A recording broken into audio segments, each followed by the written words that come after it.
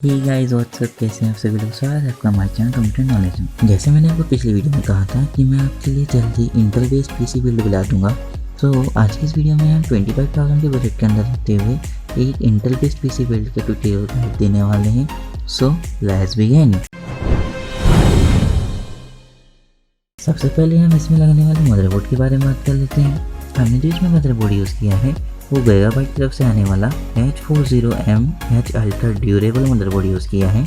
ये 2 RAM slot के साथ आता है और ये इंटेल के 10th जनरेशन के प्रोसेसर को सपोर्ट करता है। इसका ऑनलाइन प्राइस आपको 6,148 रुपीज़ तक ही मिल जाता है। अब हम इसमें लगने वाले प्रोसेसर के बारे में बात कर लेते हैं।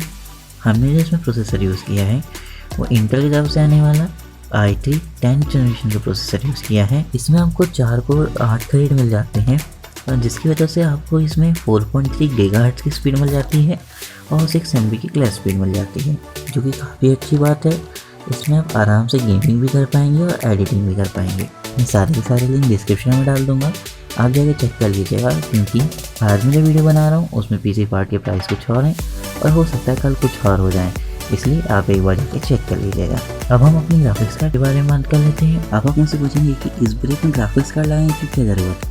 वो इसीलिए क्योंकि हमने जिसमें प्रोसेसर यूज़ किया है उसमें आप कोई भी इंटीग्रेटेड ग्राफिक्स नहीं मिलते हैं, जिसकी वजह से हम इसमें ग्राफिक्स कार्ड यूज़ कर रहे हैं डिस्प्ले लाने के लिए।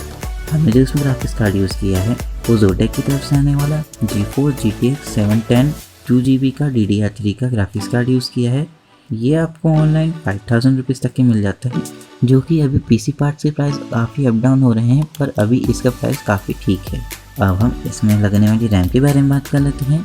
हमने जो इसमें रैम यूज़ की है वो Corsair की तरफ से आने वाली Vengeance LPX DDR4 की 8GB की रैम यूज़ की है। ये 3000 मेगाहर्ट्ज़ की रैम है। ये आपको ऑनलाइन 3,300 रुपीज़ तक की मिल जाती है। अब हम इसमें लगने वाले स्टोरेज डिवाइस के बारे में बात कर लेते हैं।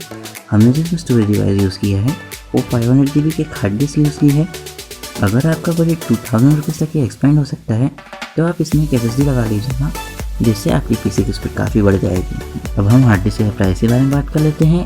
हार्ड डिस्क आपको 2,400 रुपीज़ तक की ऑनलाइन मार्केट में आसानी से मिल जाती है। अब हम पावर सप्लाई के बारे में बात कर लेते हैं। हमने इसमें पावर सप्लाई यूज़ की है वो एंटीस्पोर्ट तरफ से आने वाली VS500L 500 वाट की पावर सप्लाई यूज़ की है, जो कि हमारे बिल्ड के लिए मोर देन इनफ है। ये आपको ऑनलाइन 3,000 रुपीज़ तक की आराम से मिल जाती है। अब हम अपनी कैबिनेट के बारे में बात कर लेते हैं।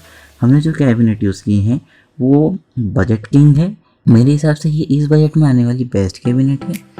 हमने जो इसमें कैबिनेट यूज़ की है वो एंटीस्पोर्ट तरफ से आने वाली IS200 TG कैबिनेट यूज़ की है, जो कि ऑनलाइन आपको 2,400 रुपीज़ तक के मिल जाती है। इतना ऐसी वीडियो के लिए आई होप आपको वीडियो पसंद आई होगी।